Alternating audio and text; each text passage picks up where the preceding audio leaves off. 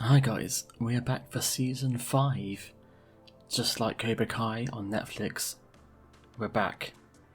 Previous amazing season 5s include Breaking Bad, Peep Show, and maybe The Simpsons, so let's see if our standard can match those classic TV shows, although this isn't a TV show, this is a podcast. I am Fran, your co-host, and this week we are discussing the world of New Romantics, Japan, and Spandau Ballet. We will choose one as overrated and one as underrated, make a playlist and then discuss. And I hope you will have a lovely time listening to us. Oh, hang on. Yeah, what are we calling this podcast? Was it over-underrated? Over-underrated. Sous-évalué. Überschätzt. Överunderskattad. Over-underrated. Welcome back to a new season of Over-Underrated. It is I, Fran, and I'm with my co-host, Babs. How are you doing today? I am doing fantastically, Fran. I rediscovered a French nu metal band from my youth called Acme yesterday after introducing them to a French person who I'd never heard of, and that's what I've been listening to today, and I've been shouting nostalgically all day. Spelt like in the Warner Brothers cartoons. Cartoons. I wonder if that's where it comes from. No, it's spelt capital A, small q, big M, big E. So I highly recommend checking out the song "Ça n'existe pas." It's very good. But yeah, it's, I felt very kind of, let's say, superior introducing a French band to a French person. And I think, it's new metal, but I guess, towards the metal, it's kind of heavy. So it's a band that I always liked, but haven't really gone back to because you really have to be in the mood. But yeah, apparently it comes from the ancient Greek word acme, meaning the climax or turning point of something. Oh, lovely stuff. I have been listening to The Killers because I saw The Killers live last night, and he did. Need to review them, so I had to listen back to their back catalogue. It was jolly good, although I'm not a big fan of stadium shows. So where was it? At Southampton Football Club Stadium. It was like 30,000 people, but you feel the disconnect and you feel like, I'm watching the screen more than Brandon. It's just me watching a DVD in a big audience. But, but when they sing the big hit, it's like, I've Got Soul, and everyone sings along to that, and you feel a bit of love. But it did feel like my problem with stadium gigs is that you get non-music fans, and you get people who know the 4 songs. Twats. Yes, the tracks who pay like £125 to chat through most of the gig apart from the 4 songs they know. And then I know that when they leave and they get asked about the concert, they say, oh, it's shit, I only knew 4 songs. And that's sort of frustrating thing. So yeah, I don't know if we talked about this on mic, but my friend Stephanie and Riku, they went to see Pet Shop Boys. And apparently there was someone who was on her phone watching the news. Fucking hell. I think it's the one thing that I already feel so old about, of like, if you've paid good money to stand near the front and talk through it, fuck off and listen at home. And I think it's only going to get worse. But also, like, we're in the day when you can find out basically what songs they're going to play beforehand. So the least you can do is just listen to what songs they may be playing by night. And it'll be more interesting for yourself. If you know the songs beforehand, you may enjoy it more. You silly But biddies. I think, Fran, you're presuming that everyone is as into music as we are. I think some people don't go to that many concerts and they just see it as any other kind of show, or maybe they're more used to going to, free concerts or more casual things and don't know the etiquette. Again, I've never sounded so Tory in my life. Speaking of Tories. Speaking of Tories and 80s inspired artists, what is the theme today, Babs? So is it 80s? Is it new wave? What do you think? I think we could be hardcore and say it's new romantic. Oh, I like it. Yes, new romantic. Indeed. And we're talking one of the behemoths. No, not that one. The other one, Spandau Ballet. Of course, we're not going to talk about Duran Duran in any negative way. I think they're one of the, Depeche Mode, Radiohead we've done so far on specials. I'm sure a Duran Duran special isn't that far away for us. And then, Fran, you're going to be talking about a band that I really don't know very much about, but if I am to understand correctly, one of your favourite bands? Japan? Well, see, do you have a band that you love when they're great, but they're not great a lot of the time? Oh yeah. So Grimes. I probably like a quarter of Japan's discography, but I love that quarter. So for me to say they're my favourite band, no, I do skip a lot of songs. So when they're great, I adore them, but they may only have 20 songs across the whole catalogue I like. So I can't say they're one of my favourite bands. And yet you still say they're underrated, so interesting. Well, yeah, underrated regarding chart success and the average Joe. So I've mentioned in the last 2 days I'm talking about Japan, and surprise, not one person has heard of him. So regarding have they heard of David Sylvian though? Because I had heard of David Sylvian despite not realising that's he was the singer. But shall we go to Spandau first? I actually don't know how you feel about this band, Fran. When we were discussing who was going to put together the playlist, you asked me, but then I said you probably know them better, but I don't really know where you stand. So who are Spandau Ballet and how do you feel about them?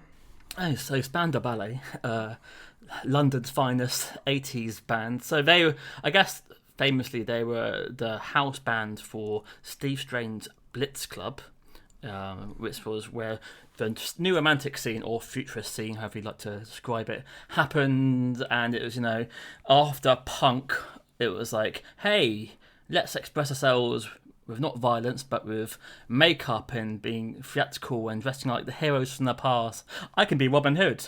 I can be a flamingo. I could be, a 19th century dapper, that sort of thing. And they, so they would dress up in, full makeup, and Tony Hadley would carry hunting binoculars with him while singing, and it was all la-di-da and rather fantastic. And they brought a sort of a new style to the sort of new wave image. So it was like synthesizers and funky bass.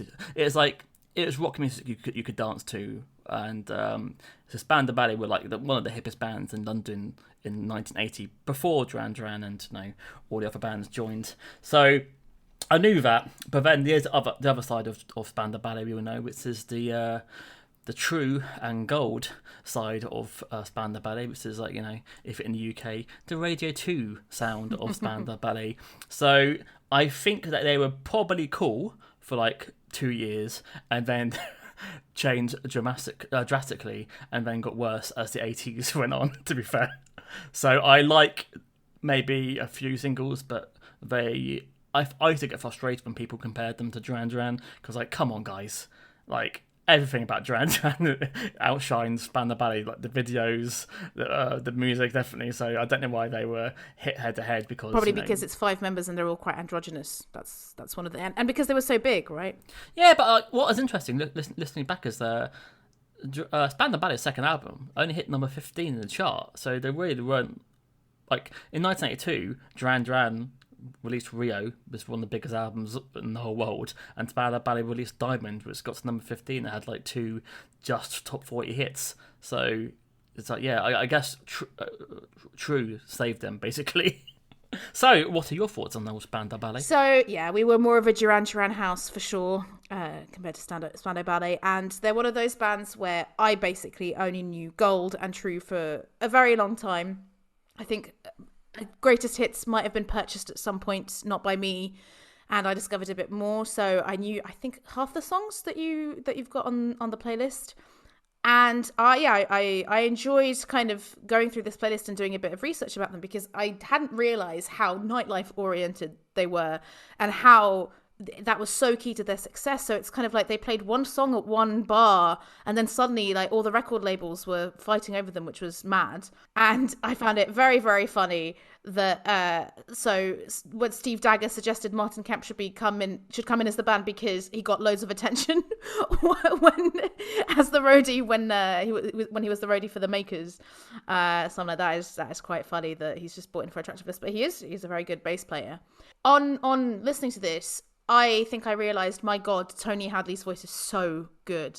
It really is so, so good. And I think it is a kind of crooner voice, but somehow works well, whatever they're doing for the most part. And I hate his Tory politics and the fact he voted for Brexit, but I can overlook that because he's got a lush voice.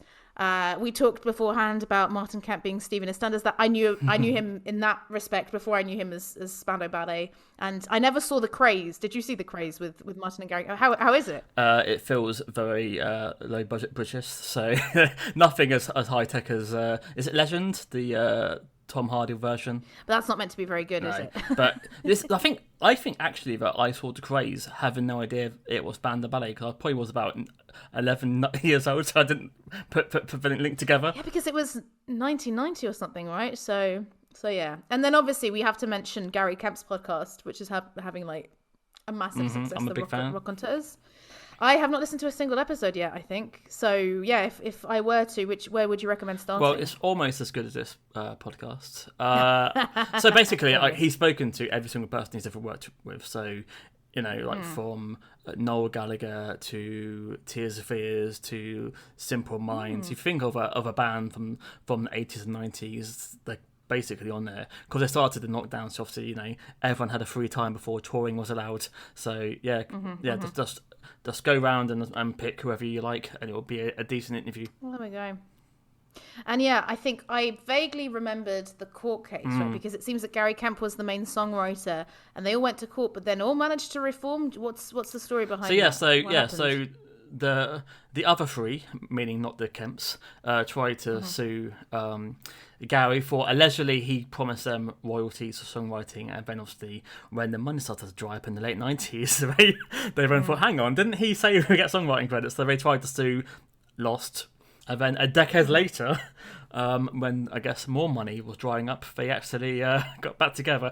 They said it's because we didn't want to end the band with such a bitter taste. Let's end the band with on a brighter point. But who knows?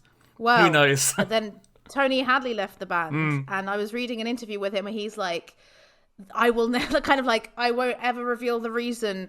Or maybe it's just like the reason was so bad, I'm not going to reveal it. But given all the ups and downs you had, you can imagine how terrible it was. Which I'm like, okay, that's very mysterious. Yeah, I get I get the opinion that Gary is a taskmaster and hard to work with. He even comes across a little bit prickly in the podcast, so maybe he could be a little bit to blame. But I guess if you're the main songwriter and and lyrics as well, right? So you can see why he had the biggest ego. To be fair, so we begin. Overrated. So let's start with To Cut a Long Story Short. It's their first single from 1980, and as you mentioned, this is basically the single that got them signed. Is it also their best single? It's always a bit iffy when a band's first single is their best single still. But this soundtrack, The Blitz, it mixes electro with soul. Lyrically, is it about a soldier who comes back from the war then turns to sex work? I don't know. Yeah, because I thought the lyrics were, to cut a long story short, I broke your heart. Not, I lost my mind for the longest time. So I was like, oh, this is very. But yeah, but as I said, this was like, I don't know. Was there many rock bands you could dance to before this period of the new wave? But I mean, this is basically rock music to be danced at a nightclub, and it works beautifully. And sadly, in the UK, no one ever plays this in a 1980s inspired nightclub. But I love dancing to this. It's got a brilliant riff and synth motif from Gary, and I think this is maybe their best single. What do you think? Okay, because I was going to ask you, what was the rationale behind this playlist? Like, is it songs you really like and really dislike? What's your reason? So, I mean, I'm not a massive Spandau Ballet fan. I don't own a single thing by them. So, I probably knew 7 or 8 songs. So, I mean, I could be evil and go through and choose the worst songs in each album, but I basically chose all singles, and I've just basically done it in chronological order. I just picked some of the big hitters and some of the lesser known singles, and then I was as surprised as maybe you were with some of these, because 2 or 3 of these I had never heard until I did some research. Yeah, definitely. Yeah, so I was hoping that you liked this one, because I really love this song, and it is a more recent discovery. I had no idea it was the first single and the opening song on their debut album. Also really surprising that they released so many albums in such a short period of time. Again, I had no idea. I think, there's some really strong keys, and the bass is really guiding. I really didn't realize how good Martin Kemp was as a bassist. You know, that's really throughout all the songs. And I really, really like Tony Hadley harmonizing with himself, like especially the section where he says, "Look at that strange boy," and it's kind of low and high. It's really, really catchy, and I can't believe it's not played at an indie disco / Have you ever heard it played revival anywhere? night. I mean, no, but I have less opportunities to go to those kind of nights. But no, I don't think I have. So is a song like only in the UK? I get the opinion that they weren't big abroad until like the True era. Good question, because I think until that greatest hit, I only knew True and Gold. But I think there was a familiarity to this song and another song that's on this playlist coming up. Where I was like, I felt like I'd probably heard it on the radio, but not realised it was Spandau Ballet. Because, yeah, I mean, I had no idea that they had such funk influences at the beginning, you know, and I guess I hadn't thought about it in that way, you know, when you're going through greatest hits. Yeah, especially in one of the other bigger hitters, but not True or Gold that you've picked, that's really, really noticeable and definitely influenced by the nightlife in London, as you said. I know you said Tony Hadley's a good singer. I agree, but sometimes I think he may be too good. Like, it's in too perfect. And maybe too theatrical, too musical theatre. Sometimes I think he's maybe too strong for the song a little bit. Well, what him and David Sylvian haven't got, there's an open throat, you know, kind of thing. No, I can't. No, I can't hate him. him. Like, I really. Well, yeah, there's one song where I'm like, I was thinking even Tony doesn't do this song justice. But I don't. It isn't just the timbre of his voice. It is the way he switches between different vocal stylings within the same song. It's really impressive. Like, I can't help. Not bad, just for, you know, that's a geezer in a punk club who just said, "Oh, can I sing?" Yeah, sounds like amazing. Yeah, they're inspired by the Sex Pistols, which really surprised me. But then when you think about it, like, actually, no, it shouldn't really, should it? Yeah, I think they tried a few different guises before they became Spandau Ballet, and they were given the name by a local journalist, weren't they, from ID magazine. I didn't know that. Do you know what Spandau Ballet means? Have you researched? I did and didn't write it down, so subsequently forgot. I mean, Spandau is a place in Berlin, right? Yeah, I believe it's when they would hang war criminals to the ballet as their feet kicking whilst they're hanging.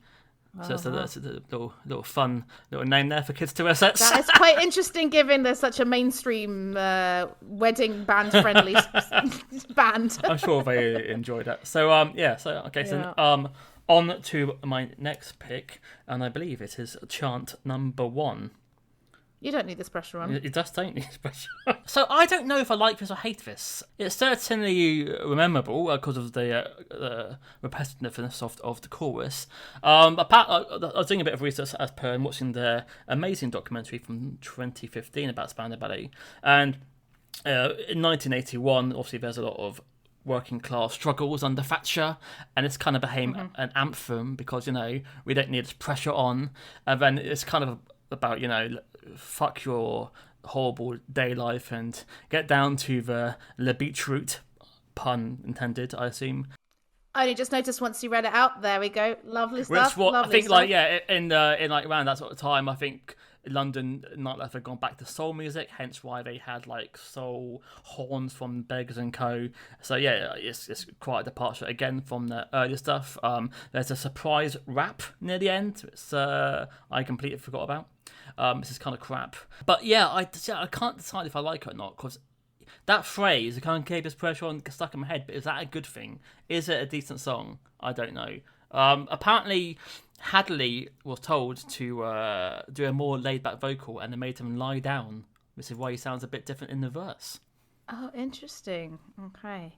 I fucking love this song. I think this is great. There are horns here, but in Japan there's a lot of horns, so maybe maybe these are lesser horns.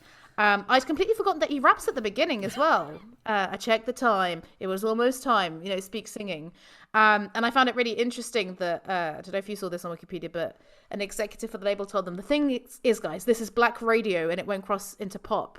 And Kemp apparently said what he wanted to say was it wasn't proper radio and wouldn't be heard by white kids with cash. But apparently the band received a message from The Clash, who contacted their office to say that they thought the record was amazing. And I guess, yeah, they were pig-headed enough, which is mad when you think about it, because given the timing of this, 1982, you get, like you said, you've got the funky guitar line. It's very du jour. Stupid record executives not getting it. Yeah, and it is unbelievably catchy, and I really like how the horns are used to punctuate. It's very edgy, but very, very danceable as well. I'd love to dance to this. And I think when, reading the lyrics to this and reading the lyrics to the one before, what I found quite interesting is, for a more mainstream pop band, they don't really write much about love, do they? Like, they write about, like, going out and, maybe a soldier. Although later on, they do talk about love a lot. Oh, well, yes, but also the troubles. So, it's, I found that quite interesting, especially when I found out as well that it was Gary Camp writing the lyrics. Like, clearly it's funny because I guess they're pretty authentic. Is that the right word to use? But it really feels like at this stage they're wearing their influences on their sleeve, and of course there's probably some kind of feeling of this is what's going to be big because it's inspired by what's of the moment. But when you then think of True and Gold, which I'm sure had different kinds of inspirations but feels much more mainstream, it's surprising that they did music like this in It's the also past. quite interesting that they shed their Neomantic sounds so fast after the first album. Yeah. I mean, like, this doesn't sound anything like Duran Duran, if you ask me. So obviously, cut long story short, could be a Duran Duran track. It's got, the same hallmarks. But yeah, by now, a year later, they've already moved on from the Blitz. So, yep, on to my next pick, which is a track that I don't think I had heard before until doing some research. I knew the song title, and it's Instinction, produced by Trevor Horn, the 80s hitmaker. And this is kind of like almost like a duet with Gary in the verse, and I think they had a few flop singles, and this is the first top 20s that kind of saved them. But it's got like some interesting synth stabs and percussion, although it does sound fucking dated. In the video, the Kemps are both wearing woolly hats. I haven't seen in the a video. non-ironic way. I think it's got a decent chorus, but I don't love it. But I do like the last lyric, which is stealing cake to eat the moon. What the fuck? What the fuck does that mean? Well, I also wrote baffling lyrics once again. Cheap bed in the red, sleep the words out of your head. Cold floor, nice and raw. Eat the meat that's on the floor. Of course. Okay. I think very similar opinion to you. I don't know if I like this or not. It surprised me that, like, gosh, we're only 2 years later and they're already having to be saved, which is mad. And this is much more post-punky. I quite like the bass and the call and response element, and obviously like Tony's cruder voice in the middle of that. But there is this kind of repetitive synth riff that, this one was catchy in not such a great way, I thought. I think Trevor Horn had to save it because on the album version it's quite different. So I think he was hired a bit like how Noel Rodgers was hired to fix the reflex in the same sort of way. But it's not great for me. And speaking of not great, I'm on to Muscle Bound. I put, this is bad. What were they thinking? Apparently this is experimental folk, according to Gary. It's experimental Russian folk is what he describes. Russian folk, which may be why the chorus is, is it like chanty. Yeah, and like doing a hard day's work keeps you muscle bound. I can't remember what the lyric is. Work till you're muscle bound all night long. There you go. That's what I do every day. Yeah, the video, they aim to be Lord of the Rings, but it does seem like some people walk around the Lake District with dwarfs. Because in the 80s, if you wanted your video to look different, you put a dwarf in it. That'd do. It's no Wild Boys. What's your thoughts? So I knew this one, and I wasn't a huge fan because, again, it feels repetitive in a negative way. But actually, because it'd been such a long time since I listened to it, I did appreciate it a bit more, especially the harmonies. I do like Tony. I mentioned my love for Tony. I love Tony's voice. But very often when there are other voices and other harmonies, it enhances it further, and I think they do here. And the drums it is quite driving and march-like. So I guess, it does what it says on the tin, but I would rather have a tin of peaches, I think, rather than It's this. interesting that Gary has never, well, as far as I know, never done a vocal for Spandau Ballet, because he does sing. He's done his own albums, and as the main songwriter, you think he might have, just, I'll take this one, Tony. But yeah, it's interesting how he does harmonies, but yeah, he's as far as I know, he's never sang a Spandau Ballet song. I mean, I'm gonna guess his voice isn't as good as Tony's, right? Yeah. So if he's really music oriented, he might just be like, look, I might want to take this, but TH is just If better. you've seen an Olympics, you've probably heard Gold.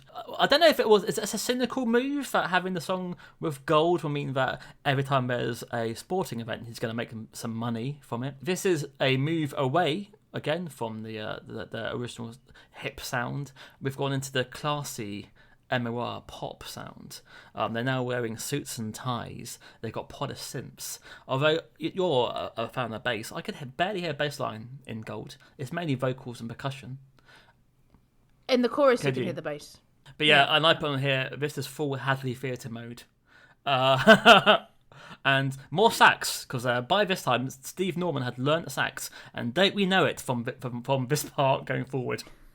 I think the song is a classic, and I cannot play it enough, shockingly, even though MOR is not my natural wheelhouse.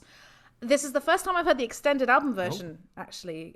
So that was a nice surprise. It made me appreciate the percussion even more.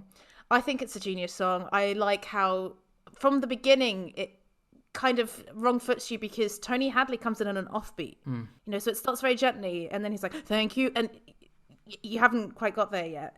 And he's, and that continues because he starts very softly, but then the way it builds and the way he goes, much louder afterwards. I like it. And again, I hadn't really thought about Spandau Ballet in these contexts, but I hadn't really realised how much less guitar-y and more jazzy they were. And I absolutely love trying to hold the note at the end, just really kind of like going, So no, I really love this. Despite my better judgment, I really love this song. And on the cynicalness on Wikipedia, it says that Tony Hadley said, Gold is a song which even today's kids enjoy singing along to in student bars up and down the country, and is one of the main reasons I get so many corporate shows. He said this in 2011 to explain his earnings being higher since the start of the 21st century than they had been in the 1980s. Blimey, Charlie. But but it's amazing. This is 3 years since their debut, and it sounds so different. I guess their debut was like cheap red wine and lipstick, and now it's like champagne and cufflinks. It's very 80s yuppie vibes, isn't it? Reagan. But I didn't know the politics, but no, as you're saying there, Well, Tony. Well, I guess it's saying because I said chart number one was kind of seen like a working class anthem, so that kind of goes. But listen, Phil Collins was the Tory in Genesis, even though he was the one who didn't go to private school. I mean, Brian Ferry is a Tory, and he's the lead singer as well in Roxy Music. So sometimes. Whereas, Brian Eno, I saw him talking about NFTs recently, and he was just like, why would musicians want to become small, little, dirty-minded capitalist pigs? Which really made me laugh. So, people in bands can have different political opinions, I guess. Maybe that's why Brian Eno had to leave Roxy Music. So, moving on to another song I didn't really know till today, and we're going to Pleasure. Also from the True album, I put down, this is their funky shagging song. It's your wine bar soundtrack. But then I thought, God, what's in the documentary? This period was when they had the screaming teenage girl fans. And, are they really into this sort of music? Being a 14-year-old girl?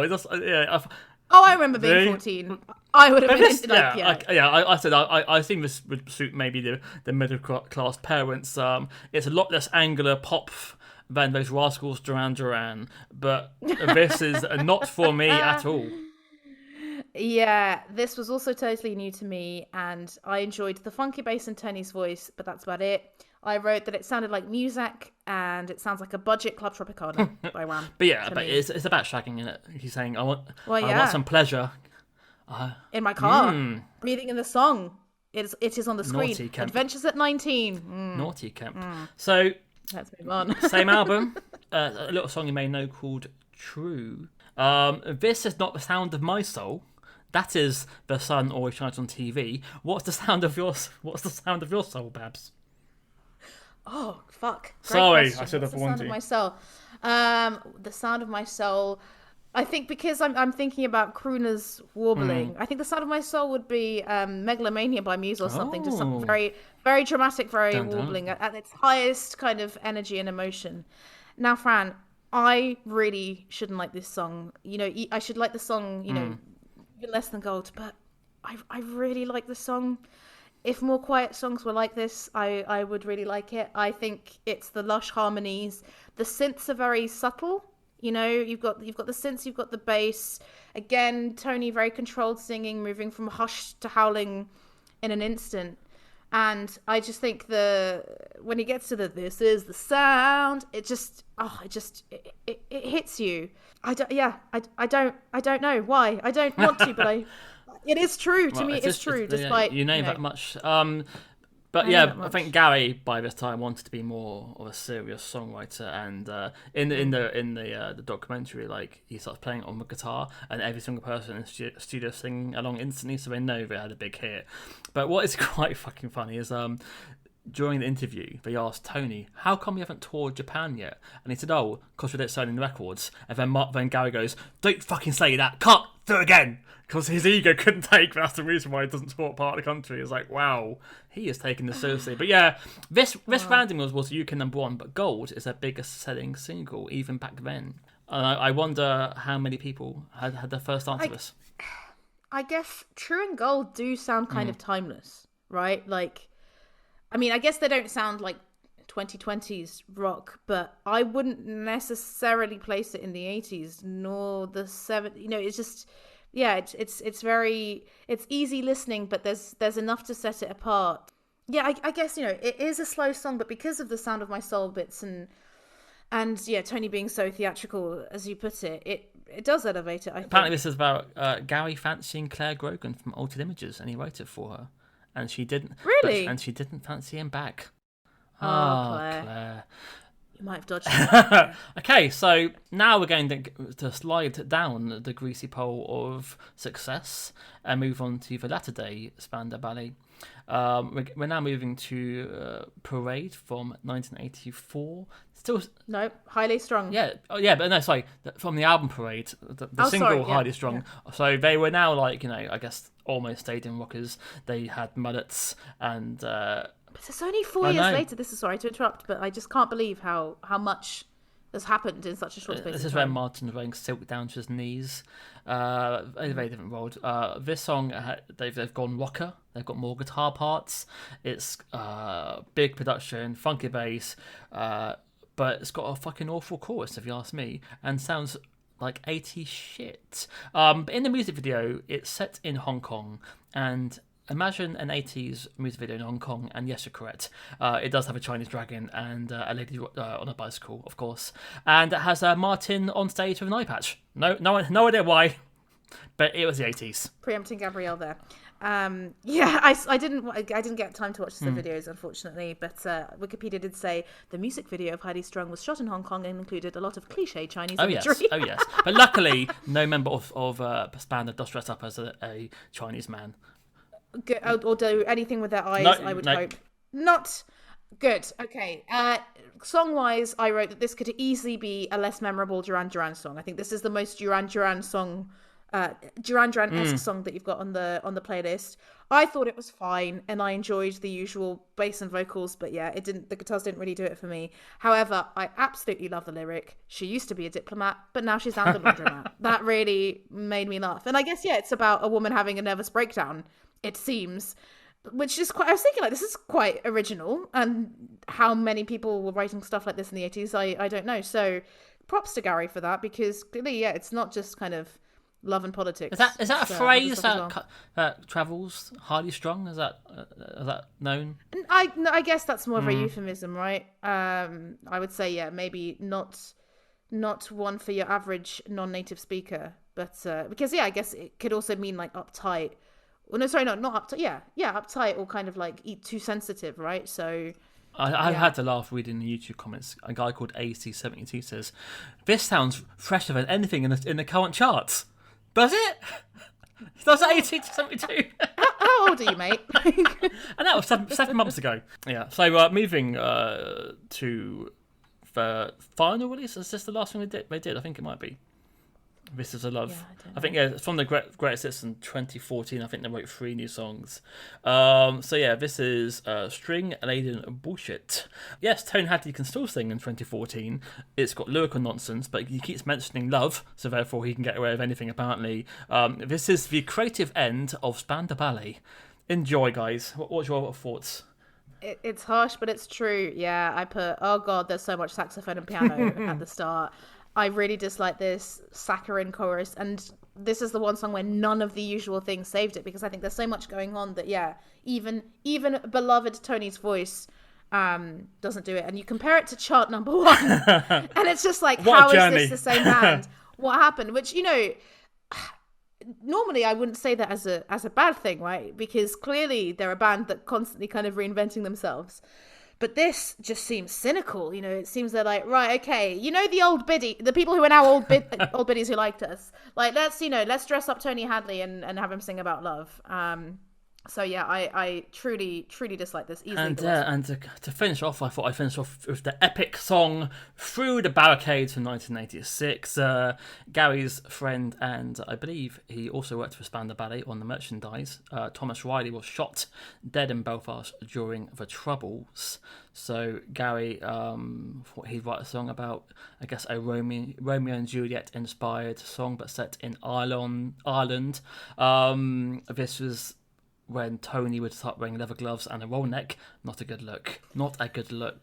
I personally prefer a Belfast Child if we're going for the Troubles-inspired 80s anthems. This is a little bit Eurovision for me in production. It's a last big hit. It's a bit too serious roll neck for me, a bit too pompous, and it's a bit cliche with the whole military drumming. And in the video, they fucking waste a lot of paper. So not for me, guys. Can I just say I've enjoyed the fashion updates that you've given for oh each yeah, song, Tony does like to change throughout the video. This is not his best look. Leather gloves is never good for anyone apart from Anna Partridge. Save the animals, guys. This is 6 minutes long, and I really didn't enjoy it. I thought it was really forgettable. It really surprised me reading about it that, firstly, Kemp won an award at the 2012 Ivor Novello Awards for Outstanding Song Collection, and said it's a particular favourite of his. And Tony Hadley says it's the band's best song, and I'm like, really? Of everything, like, because it's not particularly creative. Like, I can understand the meaningfulness, and like, they quote Yeats as well, which is quite something, given that they're talking about an English guy who's been shot. But yeah, I really disliked it. And I googled to see whether it had been in any Derry Girls episodes, and it hasn't. And I'm like, yeah, good, makes sense. Yeah, it's kind of weird how people seem to think this is their best song. It's like, but in the early 80s, they had so much going for them. They're like a really hip, cool band, breaking down boundaries and inspiring people. And then 6 years later, they're doing this. It's like, oh, really? Is that what we're going to get from you, Spandau Ballet? And then the end even worse. So personally, I think they are overrated. This is why I don't own the best of, because I think, to cut a long story short, is brilliant. But True and Gold I like, but I've heard them so many times. I'd never search for them on Spotify. The sort of thing that I'd hear it in a shop and go, yeah, I quite like this. So, but I do recommend every now and again seeking those two out. Yeah, so from this playlist, overrated, because I only like the songs that I knew already. None of the new songs inspired me. But it's really made me actually want to go back to their early albums and see exactly what they were doing, because they seem so much more post-punk than I realised, so much more funky than I realised. And even though I like Gold and True, that's not, what I thought they were doing at all. So I'm sure that there's more chart number ones, and to cut a long story short, there has to be, right? Yeah, but Muscle Bound's from that first album, and that's pretty shocking. Yeah, but that is pretty shocking. But maybe, I don't know. I gun to my head, yes, I would say they're overrated, even though I kind of don't want them to be, because I obviously it's New Romantics, and I do like songs, but I do like a few of their songs, but I think you've made a very strong argument. I saw them Isle of Wight, and so I have sang along to Gold with Tony, so I guess I have that moment. But yeah, even then, apart from the 4 songs, I was like, yeah, this is not, it's like watching your friend's dad jump around on stage for half an hour. It was not the same as the contemporaries they have, like Tears for Fears and Duran, etc., talk. So, for me, overrated, and I guess we never hear from them again because they hate each other, apparently, apart from the Kemps, so there you go. Well, at least they're brothers, so thank God for that. Another Oasis. I will just finish with a fact. I think I've talked about Rui da Silva before, the guy who wrote Touch Me, the only Portuguese person to go to the number 1 in the UK singles chart. It's kind of thanks to Spandau Ballet that he got to number 1, because Touch Me originally had a section inspired by chart number 1, but the band had too many demands to include what Kemp had written. That caused a delay in its release. So it was going to be delayed around the time that Can We Fix It by Bob the Builder was going to be released. So it wouldn't have gone to number 1, but because of the week's delay and the failed negotiations, he released it at the best time and it went to number 1. So, obrigada. A silver lining to the cloud of Spandau Ballet. Beautiful. Well, what a way to end. Hello, this is a promo for a podcast about a playlist. Yeah? Yeah, it's called Playlist. Yeah. My name's Mike Lash, former actor, former comedian, former creative, former cool dude. This is... Kerry Mitchell, former musician, former art student, current cool dude. We've created a playlist, a fucking brilliant playlist. The best playlist ever, to the point where we spoke to each other about how good the playlist is, and that we wanted to be the people at a party who's putting on the music and only putting on a few seconds of the music before changing the song, because everyone loves those guys at a party. That's us. So each week we have a guest and they have to choose one song to define them as a human person. One song for me, Mike Lash, to sing right at them. And then, because Mike is not the best person in his family, we've incorporated his mum to give her insight into each song, which will maybe help the guest to define themselves as a person. But really, we probably shouldn't get bogged down in the format of the podcast. It's really heavily edited, so it's not actually that boring. It's quite short, so I really think you'll like it. Kerry's kids are home, so it's probably the end of this promo. It is. What was it? www.playlistshare.com, and available wherever you get your podcasts. Underrated. Welcome back, guys. My underrated pick is the band Japan from London. They were known for inspiring the British new wave scene. New wave, not new rave, right? Who knows if they inspire the Claxons? The new wave scene and the new romantic scene, because David Sylvian, I guess, flamboyant androgynous front man, was wearing full makeup and flowing blonde locks and tight suits, and was a crooner. They had kind of like the Giorgio Moroder arpeggios with the Roxy Music guitar lines and sax, and it worked wonders, but they never really had a big hit in the UK, and when it started to get big, they broke up. So, and why did they break up? They became this enigma. I think they broke up because, I don't know. I've read a book. I was going to say you've not been on the phone. I think that David Sylvian stole the bass player Mick Khan's girlfriend. No, really? Okay. I think that could be the reason. Uh-oh. And I also think David Sylvian, a bit like Gary Kemp, he was the principal songwriter and singer. It was kind of he was to some people Japan, because it was always his face on the album covers. He was that. So maybe the egos of Mick Khan and David Sylvian kind of it ended too soon for me. So a lot of these songs on the playlist were re-released after they broke up. Yeah, then David Sylvian went solo and had a fairly decent solo output. The one song people know from David Sylvian is that he did the soundtrack to Merry Christmas, Mr. Lawrence of David Bowie, and the song Forbidden Colours with Richio Sakamoto. And it has the dun dun dun dun dun. Dun, dun, dun, dun, dun, dun, dun, dun, dun, dun, dun. Yeah, my mum loved that song. Yeah. There we go. And that's like the one song anyone ever knows from David Sylvian's Japan. And then after that, David Sylvian went more up his own arse, and he did an album for art galleries recently. That's where he is. As a 16-year-old boy, I was watching, I think, like Top of the Pop reruns. I saw Ghosts on Top of the Pops, and it sounded like nothing I'd ever heard before, and that's where I started to get into Japan. And no one I played Japan to liked it. They thought it was pretentious shit, and they didn't understand it. So it took a while for me to then find other people talking about Japan a lot later. But yeah, so I always hoped that David Sylvian would maybe go back to the Japan sound. It never happens. And Japan reformed-ish. They changed the name to Rain Tree Crow. But it's the same lineup as Japan, and the record company were furious that they wouldn't call the album Japan, but it only worked for one album. And then he occasionally works with his brother Steve Jansen, who's a drummer, but that's it. Yeah, unfortunately. So yeah, Japan existed from 78 to 83. They started out as a kind of like a glam rock band out of time, because in 1978 glam rock was not cool. Punk was cool, but they enjoyed wearing bright red hair and full makeup, and they're managed by the same guy who managed Wham, Simon Napier Bell, who's kind of like an infamous manager of that time. And they didn't get anywhere apart from in Japan, ironically.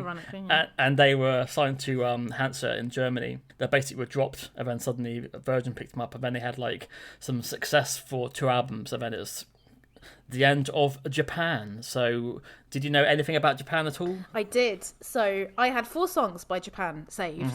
3 of them which are on your playlist. Sons of Pioneers was the other one. But I could not sing them to you, right? And what's amazing is I've gone through this playlist, and I can tell you now that there are songs that I enjoyed, and I cannot remember them. It's already kind of gone out of my mind. And yeah, I think that's the thing about Japan, right? I'm not surprised that they're not as big as they should be, despite so clearly being an influence on so many bands. And I hadn't realised that they were making stuff in the 70s. When I was listening to the songs, and then I saw that some of them were written in 79, I was like, that is incredibly pioneering. I had no idea. So yeah, it really shook me. And yeah, I knew about David Sylvian, but I didn't know that he was the lead singer of Japan. I just knew his name. Very pretty man. Just changed my Facebook cover photo to him. I knew that. Which era of David? Makeup free, because that's it. Despite very much enjoying him with makeup, I think in some of the pictures he looks a bit too yuppie for my personal. I like makeup, don't like a corporate look. So he's barefaced in black and white, but he looks really good. Check it out, guys, if you're Facebook friends with me. I thought they were more new wave, which I guess they were started that, but it's really not just new wave. And I was really blown away by the atmosphere that they create with their songs. Like I was thinking the last band I felt that about was that we talked about in the podcast was Massive Attack. You know, it's like it's a similar kind of they paint pictures, they paint atmospheres, and even songs that I don't like so much, I can appreciate what they've done. So yeah, I'm excited to get into this with you because there's a lot to talk about, I think. And it's amazing, so they broke up when he was like 25 years old. So the entire Japan backlog is him from the age of 18 to 25, which is bizarre. What a precocious twat. Too young in it to break up. Yeah. But yeah, so let's start with Quiet Life, because I guess it's maybe their most commercial sounding song. This is from 1979. Unbelievably. And it wasn't a hit at all. So as I said, this is the sound of glam rock meets Bowie with Roxy music fused in. Sylvian had changed his singing style, because on the first 2 albums he had kind of like a punky sort of singing, and then he sort of like became a bit of a crooner. He's always compared to Brian Ferry. Then he brought in his change to Barnett. He cut his long hair off and had some sort of like side quiff happening, which Nick Rhodes stole from the early 80s Duran Duran era. And yeah, this was actually a B-side. So their record label was so desperate to get them to have a hit single, they had to do 2 cover songs. One was the Smokey Robinson I Second That Motion, and the other one was the Velvet Underground's Autumn Parties. So this was a B-side, which is mad, because to me this instantly sounds commercial as hell. It's got beautiful synth arpeggios, it's got that sporadic guitar swipes and a disco beat, and I think this is basically the template to the new wave sound. What do you think? So I had previously saved this song. I listened to this song 4 times in a row before coming onto the quote, and it's left my brain, right? Which is really unbelievable, because I love it. But I think that's why. I really like this song. I would agree with you on that. But I don't think it is automatically commercial. I have ADHD and a bad memory, and I have listened to this before and saved it, but I don't think it's hooky enough, despite it being a great song. And yeah, the moment you said Brian Ferry, this sounds like Roxy music to me. I despite really enjoying it, I needed repeated listens to get into it. I think the breakdown around 3 minutes is what helps it contextualize the whole song for me, and I think that happens throughout. And yeah, it's another song about seemingly middle class boredom. Ding ding ding. That's been that we've been talking about. Boys, are you contemplating moving out somewhere? Boys, will you ever find the time? Here we are, stranded. Somehow it seemed the same. Beware, here comes the quiet life again. So yeah, lovely stuff. And it's actually about them being dropped by the label. Oh really? Oh, it's about the pressures of the label, and it's saying basically, I want a quiet life. Okay. That's what's right. But I don't think I think they're quite poor. They're not they're working class boys. Although he looks like they look like they're public school kids. They're not at all. I think they're from Catford in London. But yeah, it's about them being forced to write singles and just wanting the quiet life. Apparently, that is ironic that it's their biggest song because it's the top song on Spotify. I think over 5 million plays. Yeah, wow, 4 B-sides. That's not bad, is it? Yeah, not at all. Yeah, it could have more hooked, and a lot of their songs I think could easily be shortened down. Like a lot of tracks go past 4 minutes when they really don't need to, unfortunately. Like the next song we're going to talk about, which is Gentlemen Take Polaroids from their 1980 album of the same name, which people say is their best album. So yeah, this is the Japan Mark II. So they've moved away from the glam sound and gone more into the synth beds, and Mick Karn has discovered his slidey bass sound, which everyone then stole. Yeah. For afterwards.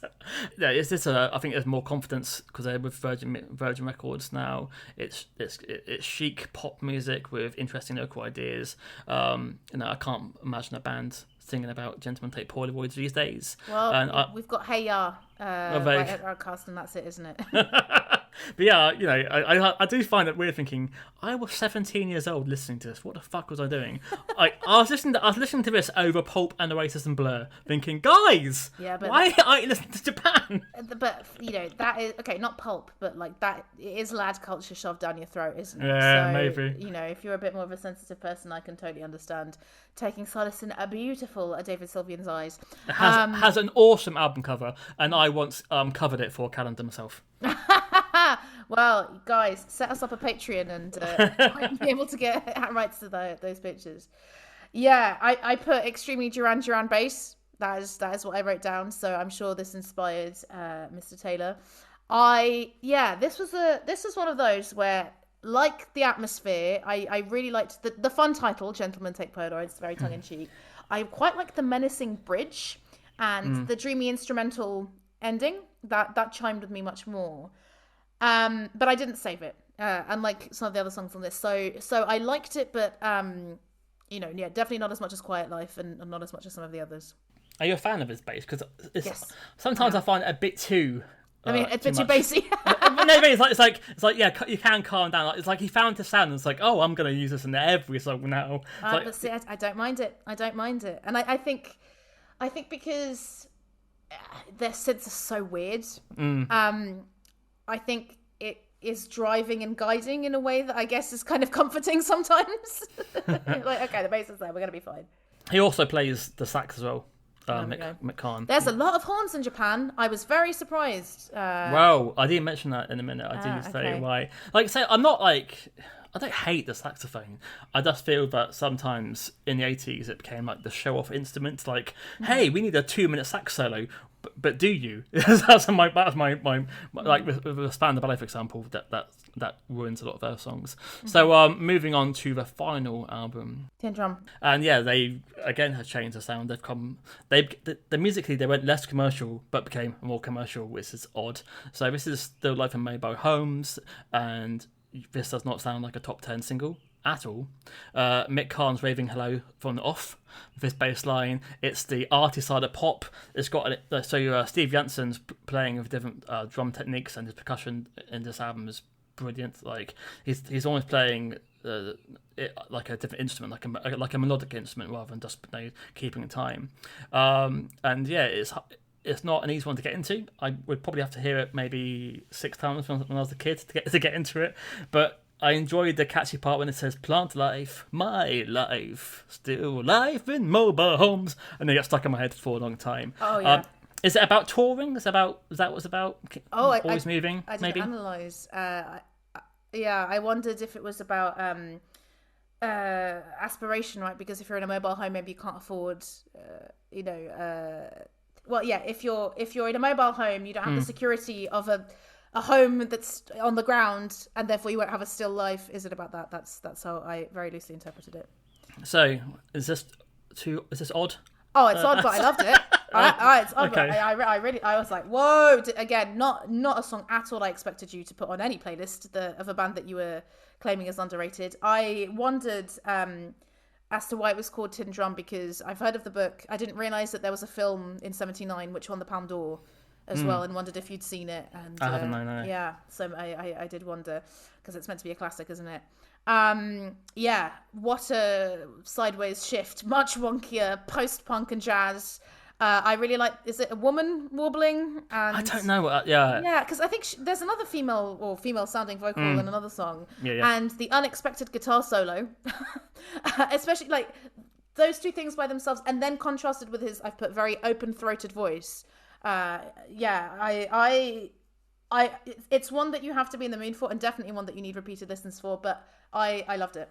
I should mention that the guitar player had left before this album, so he left after Gentlemen Take Polish for good reason, because they're playing far too much Simpson, not enough guitar. So he's like, Oh, bless. So yeah, this is why this album sounds different again, because it's just bass keyboards most of the time and Steve Janssen's percussion. But yeah, again, like I was saying with some of the Spandau Ballet songs, I think they had like loads of teenage fans. It's like, this is really fucking different music. Do you know what I mean? Like, this isn't One Direction. But if you were a pretentious teen, my God, this band were perfect, because that's it. They, if you're a pretentious teen, this is pre-internet, right? It's pre-internet, but you can still, I guess, see them on top of the pops, or like they're in the music. They're not completely inaccessible, and yet what they're doing is quite out there. And again, looking very arty. I saw, I think, the music video for Quiet Life and Ghosts, and they look very arty, and I'm sure coming across them as you did, it must have been mind-blowing. The album cover is just David sat in some sort of like Japanese eating. But there's a picture of Mao as well. Yeah, eating rice. It's a bit too on the nose, to be fair, for a band called Japan. But hey, I mean, don't they have a song called like Communist China or something? And and obviously Life in Tokyo. I don't know if that's that they're being forced to do that. Who knows? But well, speaking of locations, yes. So on to track 4, we have European Sun. So I mentioned that they sound a bit like George M. Roeder, and he was actually offered this to produce, but he preferred Life in Tokyo, so he turned this down. So this became the B-side. But I enjoy the bass and synths dancing around. His vocals seem slightly more urgent than like maybe Quiet Life. And we're now going to move on to some horns. So this has sax blasts, is what I'm going to call them. It's not a pretentious sax solo, it's a sax blast. And it could be shorter. I think it may be 4.5 minutes long, and it should just be a 3-minute pop song if you're asking me. But what do you think? So you said that Quiet Life was the poppiest. I think this is the poppiest and really? most accessible. Yeah. So this was re-released and was a top 20 hit, but after they'd broken up. So right, yeah, this seems to be a theme here. I've written, this is back to Roxy music with some helicopter guitar sounds. I enjoyed it. I wrote it would be a lovely mid-tempo bop at the indie disco, but it didn't stick with me, right? Like, whereas, Quiet Life stuck with me somewhere. Like, when I listen to it again, I'm going to be like, yes. This one, I listened to it 3 times and I was like, no, it's, I don't dislike it, but there's something missing from it. I don't know what it is. Is it the horn blasts that are doing it too much? I don't. So yes, as a new wave boy, I this is my favourite era, is the synth edge new wave sound. So this is another one. Similar to this methods of dance from Gentlemen Take Polish 1980. It has a great collage of sound to open it, and it's got a beautiful keyboard riff. I've got no idea again what it's about. We have this mysterious female backing vocal, I think you mentioned, coming in. I don't know what they're saying. The middle section has this cool keyboard percussion breakdown. And it's like, it's so much creativity, but it misses a hook that I think other bands of that era were doing. I said that's the problem with Japan. So ideas, sound, it's brilliant, but it probably could have needed a little bit to push it. Maybe this was just an album track, but by the way. Yeah, so I think we're halfway through the playlist, and I think by this point, especially with European Sun and then Gentlemen Take Polaroids, I did feel when Methods of Dance came around, I was like, oh, they're kind of blending into one a little bit. Obviously, not Still Life in Mobile Homes. That was very different, which isn't necessarily a bad thing, right? Because I do, like I said, I do enjoy the atmosphere. I really like the spacey intro in this song, but the horns are a bit much. But I was like, oh God, I kind of hope it isn't. I hope that the rest of the playlist isn't going to be like this. And I knew that there were 2 more songs that I'd saved, so I was like, I think I'll enjoy them. But definitely, yeah, I think one of my lesser favourites on the playlist. That's right, nice. Over underrated. Sous-évalué. Überschätzt. Överunderskattad. Over underrated. So two of their most popular song, most well-known song in the UK at least, and the song that I first discovered. This is Ghosts from Tin Drum, their biggest single. I mean, this, guys, is the sound of a hit single in the 1980s. Yeah. Wow. So this is, haunting is a word I'm sure every person's used to describe this track.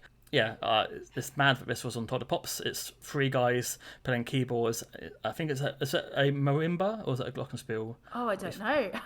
I need to A fancy glockenspiel, and Right. his sexy, haunting vocal, and it just blew me away. I don't think I'd ever heard anything like it, or maybe since. And the chorus, just as it just got to me straight away, and and it's haunted me ever since. Terrible pun. Ayo. So when I bought Tin Drum, I wanted to hear 10 versions of this song, and you don't. This is a one-off for Japan. So what's your thoughts? So when it started playing, I was like, I saved this song because this is one of them, because it's such a jarring beginning and the synths are so bizarre, and I was thinking like, God, this isn't Just Can't Get Enough, right? Or other songs from the era. But as you say, when I think I'm winning, when I've broken every door starts, it kind of brings everything together and makes the song make sense. So this is so obviously a song about isolation and feeling alienated. So when that comes in and it becomes very obvious that's what it's about, you're like, of course. But again, it wasn't immediate for me. I had to listen to it 3 times, and I was like, I do love this. And once again, Fran cannot remember anything beyond that. Just when I think I'm winning, when I've broken every door, I need to go and listen to it again. So clearly you get a lot of bang for your buck with Japan, but in this TikTok age, no wonder, not as many younger people are discovering them as other bands like Spandau Ballet. Give it another listen. It's a good live version. I was going to ask about that because it says the Wikipedia said the live version, which can be heard on Oil and Canvas, is much longer with an unsettling intro added onto the beginning. Because this isn't unsettling enough. Okay. But before analog keyboards, and this is before sampling. Yeah, madness. So I thought I'd give you a track to showcase how different they were when it started. And some people, and including the band, they fucking hate this era. They hate their first 2 albums. They were 18 years old. They had long hair, makeup. They still thought it was 1973. They're basically the New York Dolls with a keyboard lesson. Rob Dean was a star player, and obviously 3 years later he's been ejected. I love the chorus, "Keep on dancing." It's got kind of like a Sly Family Stone verse with the "get up, can't get much higher." But I like glam rock. I like keyboards, so for me it's a go. What's your thoughts? I love this. What a change. What a punky song that, despite that, packs a lot into 4 minutes and has 3 key changes. I was trying to figure it out, and I'm like, is it a key change? Like, I couldn't quite figure it out. So I think apart from the synths and the horns, which hint at what's to come, this sounds like a completely different band. Completely different band. I would have believed it if you told me. And yeah, there's like a review of the Adolescent Sex album, which says that it snarls with leftover punk intent, which I quite like. A few glam rock riffs and a wealth of electronics that not only reach back to the band's youth, but also predate much of what would explode out of the next wave of British underground. Yeah, 100%. And yeah, it always makes me sad when bands completely dismiss previous work that I quite like. Like, I always think of These New Puritans and Elvis. And it's like, yeah, okay, like, a V Island song is not that, but you can have both songs coexisting. That's absolutely fine. And I was thinking, like, yeah, that's probably one that they very quickly abandoned in the live set. And David Sylvian doesn't play either. But yeah, I think it's really great and really made me want to go check out this album. But luckily, it was a kind of hit in Japan, so it meant that the band didn't break up after that one album. The problem with Japan as well is that it always makes me think of the song "Big in Japan," which makes me think Yeah, of Alphaville. everyone says that. So for the longest time, I thought Japan was Alphaville, which is Yeah, very stressful. I asked for one. If I mentioned Japan, they always say, "Oh, did they sing the song Big in Japan?" Yeah. No, they didn't sing that. They sang "Life in Tokyo," which is the next song on the playlist. Hey-yo. So before Daft Punk, George Moroder collaborated with many 80s artists, including the Human League. I'm talking to our TikTok fans who may have not known that he existed before Daft Punk. So yeah, so he collaborated with Human League, and he also collaborated with Japan. So he turned down European Sun for this, and it's got that boom boom bass. Life is Cruel in Tokyo, apparently. I don't know. Who knows? The middle section is an unusual blessing. But this with Quiet Life is probably one of the most catchiest songs they did. I do like it a lot. Although it does miss something. I don't know what was missing. It's missing something. But maybe you can tell me what it is. Yeah, I don't think I know what it is, but I agree. Like, yeah, you can definitely, as you said, the Giorgio Moroder arpeggios, right? You can definitely hear that in the song. And the chorus, I wrote, easily gets stuck in your head. But again, Fran, just going to keep repeating. I cannot remember what this sounds like. On. Oh, life can be cruel. Life in Tokyo. That's pretty good. That's pretty good. You. Yeah, I thought this one was catchy in not such a good way, but I like the weird horn section here. So here, horns are good. Yeah, it's an unusual middle section. Okay. Yeah, you can hear, again, Duran Duran kind of borrowing from the ideas in this track, definitely. And yeah, I was really surprised to read about how many times the song was released. Because it was released as a 7-inch, then it released twice again until it became a hit on the UK singles chart in 1982, which is madness. So basically the record label who dropped them then found out they're big. So they thought, oh, okay, let's make some money back. And they basically released everything they did before that they were signed to Virgin. Oh, so we're now on to another song from Tin Drum with a single called A Vision of China. You can hear the theme of and this has got that bass line. It's got that weird Eastern keyboard sound, which I kind of like. It's got some beautiful percussion stylings. Again, as a kid, I couldn't get my head around this song. I wanted to hear Ghosts and like, well, what is this? But when it gets to the We Walk Backwards, Say Nothing, I loved it. What do you think? I think this is a post-punk angular marvel. It is a song I had previously saved, despite the fact that, kind of thinking about it, the verses and the chorus don't really gel together naturally. But for me, it works. I really like the way he uses silence, because there's a gap and there's an expectation there. You're waiting for it to come back. And the percussion is really great. And once again, you look at the fact that this was released in 1981 and you're like, mind blown, really, on how innovative they were and how they so obviously influenced so many people. And I wrote that David wrote it in collaboration with his brother Steve, this one, unusually. And it's written from the perspective of a young soldier in the Chinese Red Army dealing with his naivety and innocence after the Great Leap Forward. So there we go. Not a love song. Tim Burgess from the Charlatans on Twitter over lockdown, I think he sort of does a listening party and does an album in full. And Steve Jansen does Tin Drum. So if you wanted some in-depth chat on Japan, that's one of the only times you'll hear it, because they barely get interviewed, so I was surprised he did it. But hey, lockdown happened. We're all bored.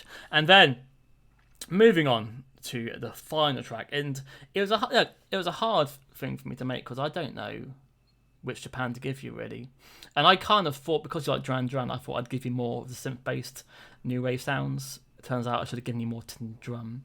So I've given you Taking Islands from Africa, again from Gentlemen Take Polaroids from 1980, and yeah, this was a last-minute replacement. They dropped a song because they thought it sounded too similar to a previous effort. So David just gave this, and it's like almost an instrumental song. It could be. It's just him playing with his keyboard. But it sounds like a brilliant soundtrack from maybe Tomorrow's World, the TV show back in those days. It's got an interesting lyric. I don't know what he's talking about, taking islands from Africa. I hope he isn't on about imperialism. I don't know. But yeah, I also gave you the Steve Nye remix because it's about 30 seconds shorter. So if you do hate it, you owe me a drink. And yeah, I used to dance around this with my silk scarf, being a pretentious 17-year-old. What are your thoughts? Love to hear about it. So yeah, I was wondering who Steve Nye was because you gave me. I think he's the producer of the album, and also a member of the Penguin Cafe Orchestra, by the way, which yes, made me chuckle. And yeah, I was going to ask you why you gave me the remix instead of the original. So when I first heard this, I was like, why the hell has Fran finished with this? But I think more than any other song, this, well, maybe Still Life in Mobile Homes, this really grew on me. This really grew on me on re-listens. I think, again, maybe because it's about islands, I love that, but the guitar interplay with the synths works really well, and it's like a dreamlike journey. And the way that it ends, after all this atmosphere is created, all these instruments, with him just saying, the wind blows hard into my sails, it's just him and the percussion, beautiful, loved it, 10 out of 10. Wowzers. Yeah, you are a fan of electronic music, so I thought maybe you might like it. But again, it's another side of Japan, so I thought I'd show you all of the sides of Japan. But I swear to you, Fran, every single song that I liked on here, I needed to listen to at least 3 or 4 times. It's not an easy listen, actually. And sometimes, I don't know, I'm thinking of British Sea Power. I thought about British Sea Power a lot while listening to this because I found it hard to re-listen to them. And with some songs on here, maybe the second time I didn't like it, but there were so many songs where, I just needed that third, or on the second it just unlocked something. So yeah, it was a real treat and a pleasure, to be honest, because yeah, I really feel like I've learnt more about the history of new wave and some British pioneers, and there's a lot of great songs there that I'm not going to get sick of anytime soon because clearly I forget them within 10 minutes of listening to them. So thank you very much. And I guess it's quite interesting that they never went for the Easy Cash tour because over the past 40 years, lots of people on this list saying, "Oh, which band would we like to see live, or which band do you want to reform?" And before Mick Karn died in 2011, it was Japan, and they never did it. So I mean, I'm sad, but I guess it's kudos to David to say no. That's a band in the past. I'm not going to do a tour to get some easy money. But I've never met anyone in my entire life who likes Japan. Well, Fran, my name is Barbara, maybe, and I like Japan. Maybe. I just think, like I said, yeah, I mean, they haven't got a classic album. Even Tin Drum, I only like half of it. But when they're great, I fucking adore them. I love how they look. I love the artwork. I was going to say, I wonder how much, knowing you, I wonder how much how they look has influenced you liking them, because I was really surprised with some of the songs that you included on here. A lot of them are very, I would say, anti-melodic and very, very angular. And I mean, we all like a bit of wonky rock and wonky pop, but there was a lot happening there. And I was like, okay, there are synths and it is very innovative. But I was really surprised that this would be, one of the bands close to your heart. Well, you can never write them off. But no, British Sea Power, again, they have some very angular, non-melodic songs. But I like bands who, I guess, are a little bit different. So, when I did see Ghosts, I mean, yeah, they looked nothing or sounded nothing like what was on TV back in 1996. So I am always attracted to something a bit different. So and that's probably why I gave them more time than I should have. Like because I wanted them to be great, I probably listened to Tin Drum 4 or 5 times rather than just the once. If it's a Spotify generation, I would probably listen to Tin Drum. I thought, oh, this is shit. Then so. I mean, let me go and look at the timings of when I saved the songs, because I feel that they're a band that I constantly click on and I'm like, no, but I should know. So so I saved 2 songs in 2016, 1 song in 2017, and 1 song in 2018. So clearly at different times. I wonder how you came across those days. Normally it's related artists or because it's an 80s band that are meant to be one of the good ones, and I'm always trying to I'm constantly going back to 80s music, even though you don't do hurdles, do you, Fran? I'm really shit on the 80s. So there's the main one, there's a 70s, 80s and 90s one. I've just discovered the 70s one, and the 80s one I'm doing absolutely appallingly on, whereas on the normal one I'm absolutely fucking smashing it. So I did one of them, and it was 5, and I got it. Was it Slam Dunk to Funk? Yeah, yeah, I meant boom. Yeah, exactly. But I've not been back. I thought I'll leave on a high. and what a high that is. One question before we wrap up. I was surprised that you didn't include any David Sylvian solo stuff. Was that conscious, or is that another episode? I think you have to separate the bands, because he sounds so different. Okay. to Japan. And even though Japan sounds so different to Japan half the time, it's a very much a different world. And I obviously I was so desperate to continue my Japan journey that I tried so hard to listen to his solo work, and he has 3 good albums, but we're talking about a 30-year career. So it sometimes it's like, yeah, this is just too much, David. Sorry. Well, there we go. But yeah, if you ask me the question, really underrated. I think on Spotify, most of their main songs have over 1 million plays, which surprised me, but they have less than 800,000 monthly listeners. And I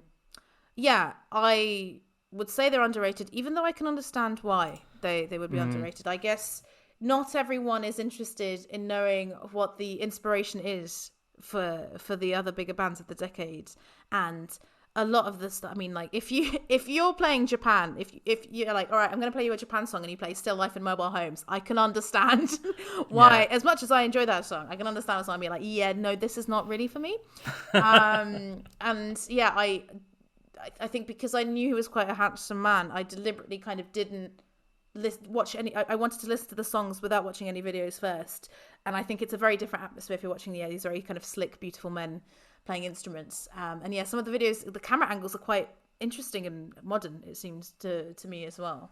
So that definitely adds to it. But thank you for this introduction. I will definitely go and listen, and hopefully, next time we talk, I can hum a tune like that. Well, maybe watch on YouTube the Oil in Canvas tour. It's a final tour, not just for you to listen to Japan, but to see Mick Hahn perform, because he has an interesting dance technique. So he plays his bass really high up with a rose usually tucked into the strings, and then he will crab-like walk back and forth across the stage. Okay. With a straight face, and it's fucking bizarre. Is he just like getting his crunches in? He's getting his squats. I don't know, but it's like he just glides left and right, back and forth as a crab. And like, I'm thinking, does someone tell him that's cool? Because it does look pretty shit. And I wanted to watch it and then think, oh, interesting choice, Mick. But yeah, as a bassist, maybe that's something you can do in the future whilst playing. It's hard enough playing bass, mate. Like, just glide left and right. I mean, really, like that's what I do in my low impact workout, so I don't fuck up my foot again. I do like the crab walking, the squat walk. Like, I don't want to be playing bass at the same time. Thank you, but yeah, I think a lot of YouTube comments that I saw were saying R.I.P. Mick as well. I guess I hadn't realised who he was, or that he'd passed away, but. Yeah, David Sylvian seems like a bit of a character as well, and maybe not always in the good sense. Maybe he rubs people up the wrong way, probably doesn't make friends with journalists easily. I don't know. Yeah, I mean, if you try to find interviews of David Sylvian in Japan, good luck. Okay. And I've probably seen all 3 of them. And that's a shame about Japan, and there's not much on it, because they, like I said, they broke up before they became big. So there's, especially the early work, there's maybe a couple of German TV shows, and that's it, really. Wow. A shame. But there we go. Oh, 1 second. What you mentioned Spotify for Japan. Can I compare it to Spandau Ballet? Just so so Spandau Ballet is, I wrote this down, 3.6 million. So 5 times more popular. Well, 4-ish, because I think they've got 700 and something thousand, 789 possibly, and Spandau Ballet 3.6 million. So underrated for me. Talk and Japan are always my underrated. That was going to be my next question, because Talk beyond 2 or 3 songs are one of those bands that I know. They're a bit weird, and everyone goes on and bangs on about the Spirit of Eden, is it, and all that kind of stuff. But I never quite got into it, despite really enjoying their mainstream hits. Like, is it very easy to compare those 2 bands? It's similar in a way that how much they change per album. So. Okay. The debut album by Talk and Spirit and Eden is, again, it's a different fucking band. So Talk when it started were a Duran Duran ripoff, and even toured a Duran Duran. By the time it came to Spirit of Eden, they were doing jazz improvised songs which started 8 minutes. I think that's maybe why it scared me off. But I don't know. Normally that would scare me off, but with Talk, it doesn't. I think because they have pop bones, clearly. And also, so Spirit of Eden, as a Talk fan, was the hardest thing for me, and I had to play the tape on my walk back and forth from college, and by the 4th walk I fucking loved it, because it's one of the most beautiful albums you'll ever hear. I know I that hear sounds this. No, but I that hear sounds this. terrible, but it's so beautiful. And the more you listen to it, the more things you'll get from it. So it's not a Spotify album. You literally have to be maybe on a train journey or a long walk and then play it from start to finish, and you may find something from it you like. This is the thing. I totally get that sentiment, right? And so many of the bands that I like, it takes a lot of repeated listens, and as you say, sometimes when you want to like something, you give it more of a chance, or then you start associating it with something else. And I think for a lot of people, they're just like, but I just want the music to be good and nice. Yes. But I try to think of not necessarily this, but maybe the first time you heard Lady Gaga, you didn't like it. You know, you had to do it. I mean, this is like I remember. I might have mentioned this before, but I remember when Baby One More Time came out by Britney Spears. A girl at school came in and she was like, "Oh, did you see that song that was on the National Lottery?" And she sang it to me, and I was like, "This sounds like what are you talking about? Like, what are the lyrics?" So, you know, even big pop stars, sometimes it's repeated listenings that you will get because you're listening to the radio or in this day and age on social media. So yeah, I think if there's something with when it comes to Japan, at least, and I think when it comes to Talk, I think it's a band worth exploring. And yeah, I'm glad that you this pushed my attention span beyond just saving a song at a time, you know, listening to a bit, saving a song at a time, and really giving them a go. And I will say half of the prep for this playlist was done while I was cooking a Nigella Lawson cheddar cheese risotto. So I don't know if that's why my memory was so bad. And what's your final review of the risotto? It's great. It's a go-to recipe of mine because it's really piss easy. You just need a cheese and some leeks and stirring some risotto rice and some stock. And because I have quite a busy work week coming up, I've made like a big batch of it, and it's going to be a meal on and off for the next 4 days. So there we go, little insight. Well, I'm glad that you have listened to some more Japan, and hopefully somebody out there will also listen to a little bit more Japan. No, absolutely not. And even if you listen to Ghost and you think this is not for me, listen, go and look at David Sylvian's face. That's all I can say. You will derive pleasure that way, I'm sure, heterosexual or not, whatever gender you are. Thank you, guys. Thank you for listening to the podcast. Thank you for your subscriptions and your likes, and keep it coming. And if you enjoyed this, we do talk about other 80s bands. We've discussed Depeche Mode. We've discussed Crowded House, Skid Row, and 70s bands that were also in the 80s, like Stranglers and Ramones. There we go. So there we go. I don't know about you, Fran, but I can't believe that we're in our 5th season. That's pretty fucking cool. So thank you to everyone who keeps listening, and the increasing amount of people giving us feedback, even when it is my friend Richard saying, "Why did you talk about Burger King and Domino's for such a long time at the beginning of one of your episodes?" Yeah, we did. He was like, "Yeah, interesting episode, but why were you talking about fast food for such a long time?" Hey, listen, we don't just talk about the music, right? Sure, we don't talk too much about our personal lives, but it's nice to get insight, right? Don't write in if not. Okay. Oh, hang on. Bye. Yeah. I'll cut myself and saying goodbye. Another perfect ending. Thank you so much for completing the podcast. Well, unless you skip to this bit, but that would be a bit mad, but thank you anyway. Japan, Spandau Ballet, let us know on our social media which one you think is over or underrated. You can find us on Twitter at OUMusicPod, on Instagram with over_underratedmusicpod, and you can email us on overunderatedmusicpod@gmail.com. Thanks to Mark Abbott for the logo, and thank you, Babs. Until next time, guys. Bye bye.